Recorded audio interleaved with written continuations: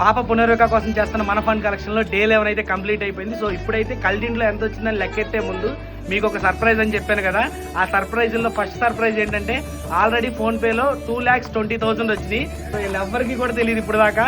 So అది లెక్కెట్టు కూడా కలిపితే ఆల్మోస్ట్ ఒక 20 lakhs దాటేద్ది.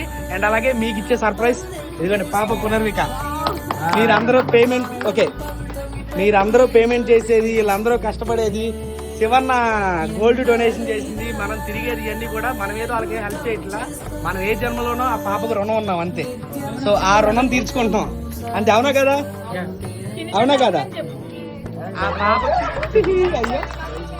ఆ పాపకి మనం అందరూ రుణం ఉన్నాం. సో మీరు ఇచ్చే ప్రతి ఒక్క రూపాయి కూడా ఏ జన్మలోనో ఆ పాపకు రుణం ఉన్నారేమో. సో నేనైతే అలాగే భావిస్తున్నా. యాక్చువల్గా నేను ఈ టైంలో మాల్లో ఉండాలి, కానీ ఆ అయ్యప్ప నన్ను ఆ దీక్ష కాకుండా ఈ పునర్విక దీక్ష చేయించారు. సో ఆ పాపకి ఇంజెక్షన్ చేసేదాకా కూడా మనం కష్టపడదాం. బాయ్.